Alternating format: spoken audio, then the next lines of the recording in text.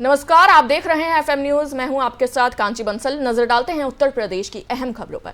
उत्तर प्रदेश विधानसभा का चुनाव हारने के बाद सपा अध्यक्ष अखिलेश यादव एक्शन मोड में नजर आ रहे हैं। आपको बता दें कि पार्टी विरोधी गतिविधियों में शामिल हुए 4 नेता को अखिलेश यादव ने पार्टी से निकाल दिया है। मामला यह सामने आ रहा है कि सपा पार्टी ने विधान परिषद चुनाव में पार्टी का विरोध करने के आरोप में सपा ने गाजीपुर के पूर्व विधानसभा परिषद सदस्य कैलाश सिंह समेत 4 लोगों को पार्टी से बाहर का रास्ता दिखा दिया है। आपको बता दें कि इसके अलावा सपा पार्टी ने बाबा साहब वाहिनी के राष्ट्रीय सचिव रमेश यादव की भी पार्टी से निकाल दिया है। दरअसल इन नेताओं पर विधान परिषद चुनाव में सपा का विरोध किया था, जिसके चलते इन्हें आज पार्टी से निकाल दिया गया है।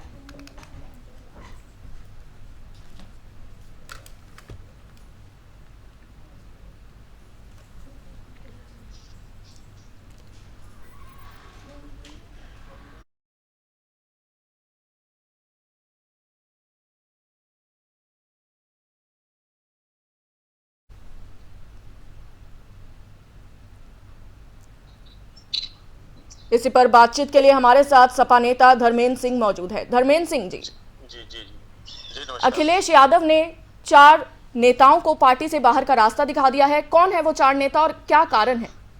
देखिए, जो भी पार्टी का कार्यकर्ता या नेता पार्टी की विचारधारा से जी अलग जाएगा या पार्टी के में रह करके पार्टी की विचारधारा के विरुद्ध काम करेगा, तो हर पार्टी का जो है ये प्रिविलेज है, हर पार्टी के नेता को अधिकार है। ऐसे कार्यकर्ताओं को जिनको हमारी पार्टी के संविधान पर, पार्टी की विचारधारा पर कोई विश्वास नहीं है, तो उनको पार्टी से निकाला जाएगा। अभी विधान परिषद चुनाव चल रहे हैं, जो लोग उसमें विपक्षियों से मिल करके पार्टी को हराने का काम कर रहे हैं, उन्हीं में से कुछ लोग निकाला गया। जी, लेकिन पूर्व एमएलसी कैलाश सिंह ने 3 दिन पहले ही अपने समर्थकों के साथ सपा छोड़ने का ऐलान कर दिया था। इसके बाद अखिलेश यादव की ऐसी प्रतिक्रिया सामने आती है। नहीं, ऐसा देखिए, ऐसा है, वो पहले भी इस तरह का कार्य कर चुके हैं, पार्टी में रह करके पार्टी गतिविधियों में लिप्त रहे हैं, और जब पार्टी नेतृत्व के संज्ञान में आया तो उन्होंने कार्रवाई की। वो अब तक पार्टी में थे, पार्टी से टिकट मांग रहे थे, टिकट न मिलने पर जिसको दिया गया अगर उसकी मदद नहीं करेंगे और पार्टी को कमजोर करने का प्रयास करेंगे तो स्वाभाविक है पार्टी से निकाला जाएगा। अखिलेश यादव का ऐसा कदम एमएलसी चुनाव में उन्हें किस ओर लेके जाएगा? बिल्कुल, देखिए, ये चुनाव समाजवादी पार्टी के अधिक से अधिक प्रतिनिधि जीते हैं, लेकिन आपने देखा है पिछले जिला पंचायत और ब्लॉक प्रमुख के चुनाव में किस तरह से सत्ता का दुरुपयोग किया गया, किस तरह से धन बल का प्रयोग किया गया, और लगभग यही परिलक्षित हो रहा। तमाम जगह फर्जी मुकदमे समाजवादी पार्टी कार्यकर्ताओं पर लगाए जा रहे हैं, तमाम प्रत्याशियों को प्रचार नहीं करने दिया जा रहा है। तो इस सत्ता का जो है, सत्ता और पैसे का जितना दुरुपयोग इस समय देखने को मिल रहा है, उत्तर प्रदेश के इतिहास में शायद कभी ऐसा नहीं हुआ। यानी कि अखिलेश यादव अब पूरे एक्शन मोड में नजर आ रहे हैं। स्वाभाविक सी बात है, जो पार्टी की विचारधारा से समझौता करेगा, पार्टी के खिलाफ काम करेगा, उसे पार्टी में रहने का हक नहीं है जी, और ऐसे लोगों को बिल्कुल निकाल देना चाहिए। अच्छा किया माननीय राष्ट्रपति ने। जी, बहुत बहुत धन्यवाद हमारे साथ बातचीत के लिए धर्मेंद्र सिंह जी। जी नमस्कार, धन्यवाद।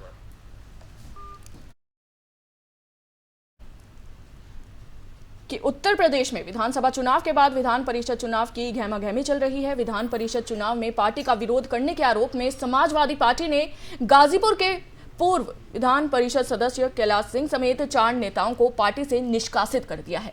सपा के प्रदेश अध्यक्ष नरेश उत्तम पटेल ने इन नेताओं को निष्कासित किए जाने के संबंध में पत्र जारी किया है। यूपी सपा के अध्यक्ष नरेश उत्तम पटेल ने पत्र जारी कर कहा है कि राष्ट्रीय अध्यक्ष अखिलेश यादव के निर्देश पर यह कार्रवाई की गई है। जिन नेताओं को सपा से निष्कासित किया गया है उनमें गाजीपुर के पूर्व एमएलसी सैदपुर विधानसभा क्षेत्र के औड़ीहार निवासी कैलाश सिंह के साथ ही गाजीपुर के पूर्व जिला पंचायत अध्यक्ष प्रतिनिधि विजय यादव भी शामिल हैं।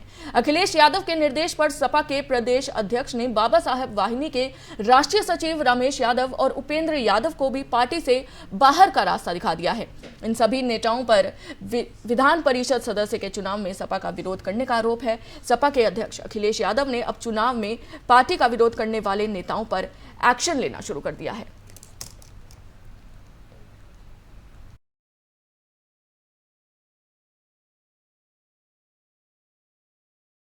भाजपा की जीत पर मिठाई बांटना एक मुस्लिम युवक के लिए महंगा पड़ गया है। युवक के पट्टीदारों ने भाजपा की जीत की खुशी मनाने के चलते उसे मौत के घाट उतार दिया था, जिसके बाद आज सीएम योगी आदित्यनाथ ने उस युवक के परिजनों से बात कर उन्हें संवेदना दी। और सभी आरोपी जल्द से जल्द गिरफ्तार किए जाएंगे और सभी पर कठोर से कठोर कार्रवाई का आश्वासन दिया है। मुख्यमंत्री योगी ने मृतक की मां से बात की और संवेदन व्यक्त करते हुए बोला कि मैं आपका दूसरा बेटा हूं। सीएम योगी ने परिजनों को भरोसा दिलाया कि आरोपियों को उनके किए की सजा जरूर मिलेगी। घटना को अंजाम देने वाले कुछ आरोपी अभी गिरफ्तार भी हो चुके हैं। साथ ही कार्रवाई में लापरवाही करने की वजह से सोमवार देर रात पहुंचे डीआईजी के आदेश पर हल्का एसआई समेत 2 पुलिसकर्मियों को भी निलंबित कर दिया गया है।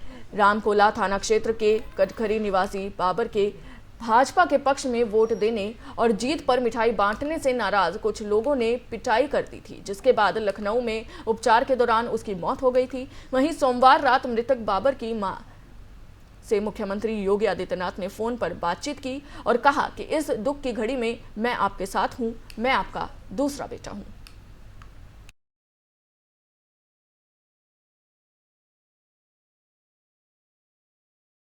25 मार्च को सपा विधायकों की बैठक के बाद 29 मार्च शाम करीब 5 बजे सपा अध्यक्ष अखिलेश यादव ने सहयोगी दलों की बैठक बुलाई थी। बैठक के लिए सपा की ओर से भेजे गए आमंत्रण पत्र में शिवपाल यादव का भी नाम था, लेकिन शिवपाल यादव बैठक में शामिल नहीं हुए। शिवपाल इटावा में जसवंत नगर में पिछले 3 दिनों से हैं। शिवपाल यादव जसवंत नगर उस दिन चले गए थे जिस दिन उन्हें लखनऊ में हुई सपा विधायक दल की बैठक में आमंत्रित नहीं किया गया था। सपा कार्यालय में जब विधायकों की बैठक चल रही थी तब शिवपाल सपा कार्यालय के सामने से गुजरे हुए प्रसपा कार्यालय पहुंच गए थे। यहां उन्होंने कहा कि सपा के लिए काम किया और उसी से विधायक बने, लेकिन सभी विधायकों को बैठक में बुलाया गया और उन्हें किसी ने नहीं बुलाया। शिवपाल अखिलेश यादव से नाराज थे और इतना कहकर वे दिल्ली चले गए।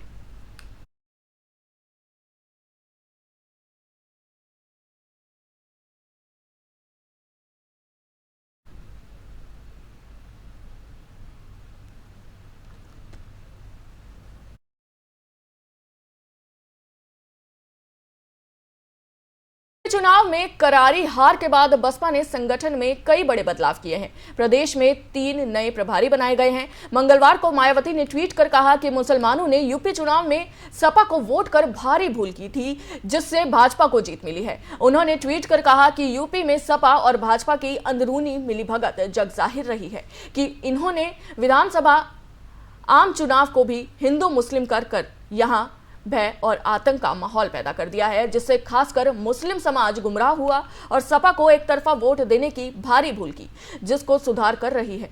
भाजपा को यहां हारना संभव है।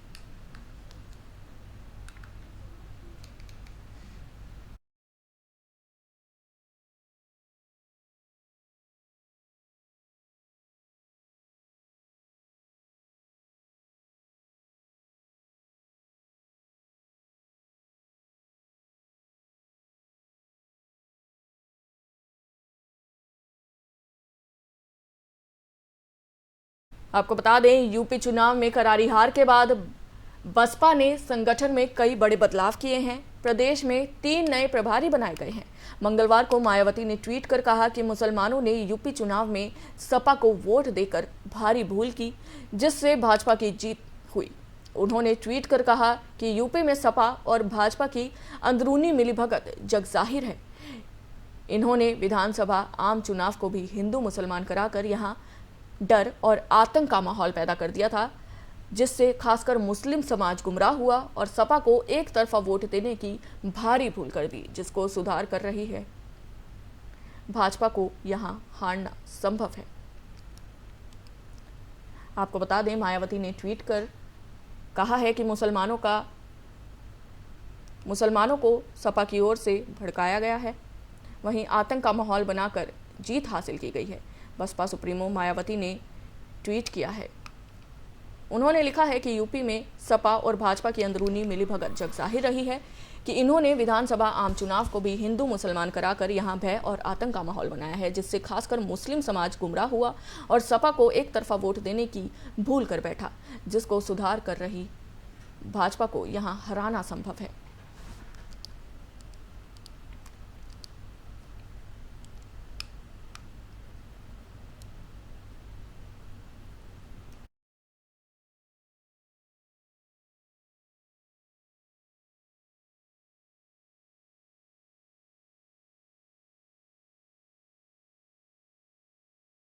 भूपेंद्र चौधरी दूसरी बार कैबिनेट मंत्री बनने के बाद अपने गृह जनपद मुरादाबाद पहुंचे। भूपेंद्र वहां पहुंचते ही अपने विरोधियों पर जमकर बरसे। बता दें कि भूपेंद्र वहां पंचायत भवन में अपने स्वागत कार्यक्रम में पहुंचे थे, लेकिन उन्होंने माइक संभालते ही विरोधियों पर भड़कना शुरू कर दिया। उन्होंने कहा कि पार्टी के अंदर मेरे आलोचक कहते हैं कि मुरादाबाद मंडल की स्थिति इसलिए खराब हुई है क्योंकि यहां भूपेंद्र का एजेंडा चलता है। मैं भी कभी कभी सोचता हूं कि स्थिति गड़बड़ाई है तो ही, लेकिन जिन लोगों को पार्टी का नेतृत्व करने का अवसर मिला है पूरे प्रदेश में, उन्होंने कभी लीडरशिप खड़ी ही नहीं की है। ये मेरे दल में नहीं, सभी दलों की थ्योरी है।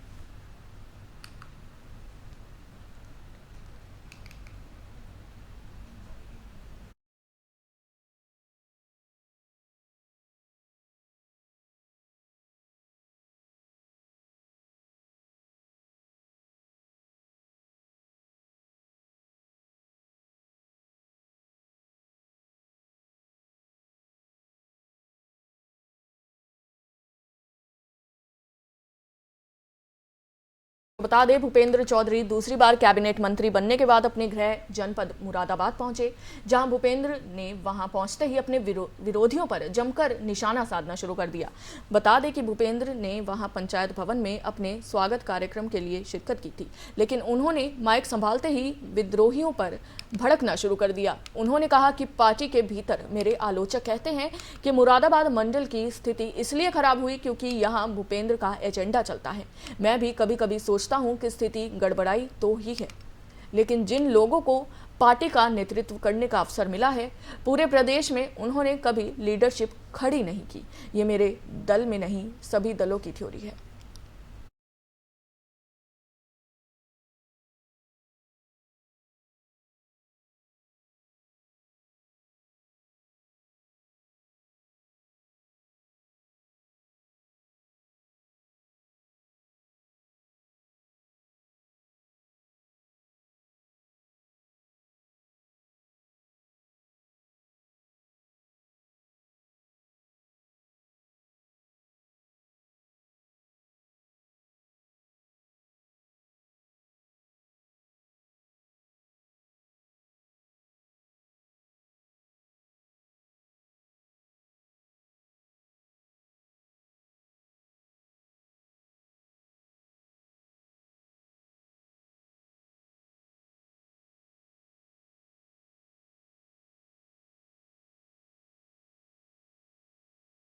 सहारनपुर में एक दंपत्ति के 14 महीने के बच्चे को बाइक सवार 4 लोगों ने छीनकर सड़क पर पटक दिया और मौत के घाट उतार दिया। दरअसल दंपत्ति अपनी बहन के साथ अपने 11 महीने के बच्चे को दवाई दिलाने सहारनपुर बाइक से ले जा रहा था। जैसे ही वे गांव के पास पहुंचे तभी बाइक सवार 4 युवकों ने उसकी बाइक रोक ली और उसकी बहन के साथ मारपीट करने लगे। साथ ही उसके 11 महीने के बच्चे को उसकी बहन की गोद से छीनकर सड़क पर पटक दिया, जिससे उसकी मौके पर ही दर्दनाक मौत हो गई। उसके बाद पीड़ित दंपत्ति ने पुलिस को तहरीर देकर आरोपियों के खिलाफ मामला दर्ज कर जांच करवाने की मांग की है।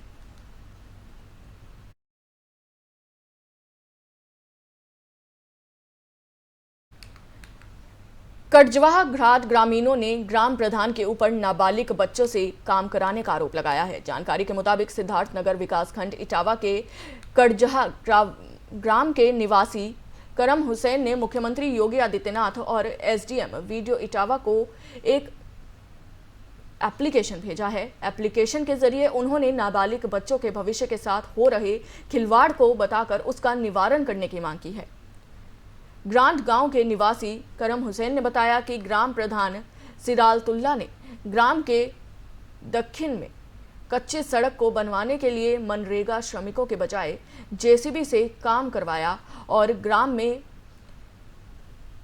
इंटरलॉकिंग का काम नाबालिग बच्चों से कराया जा रहा है। उनका कहना है कि जो बच्चे देश के भविष्य हैं, पढ़ने लिखने के बजाय उनसे काम करवाया जा रहा है। ग्रामीणों का कहना है कि जो सड़क मनरेगा श्रमिकों की मदद से बनवाई जा सकती है, वो काम जेसीबी से करवाना मनरेगा मजदूरों के पेट पर लात मारने के बराबर है। साथ ही ग्रामीणों ने इसकी जांच करने की मांग की है।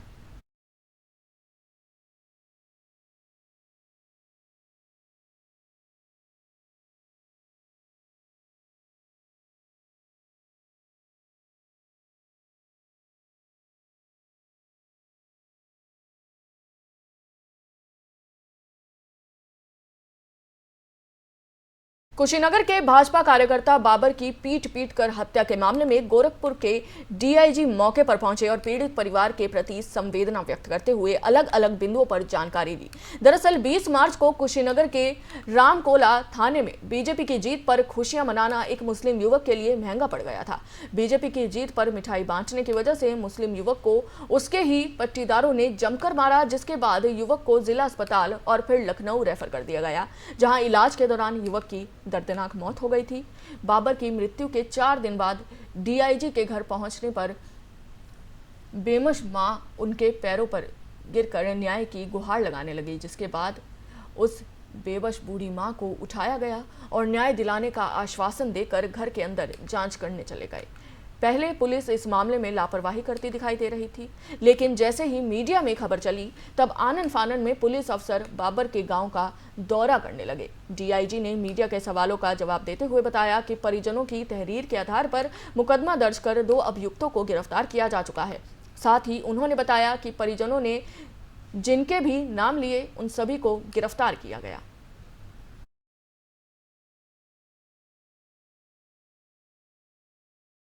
उत्तर प्रदेश के जनपद मुरादाबाद में संयुक्त संघर्ष समिति नगर निगम के सभी पदाधिकारी और कार्यकर्ता नगर निगम कार्यालय पर इकट्ठा होकर धरना प्रदर्शन कर रहे थे। आपको बता दें कि सपा पार्टी के नेता और आजम खान के करीबी यूसुफ मलिक की गिरफ्तारी की मांग को लेकर संयुक्त संघर्ष समिति की ओर से धरना प्रदर्शन किया गया।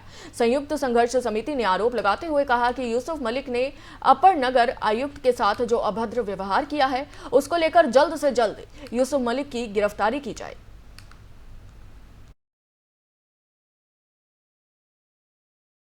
अभी के लिए बस इतना ही। देश और दुनिया की तमाम बड़ी खबरों के लिए देखते रहिए FM न्यूज़। जय हिंद।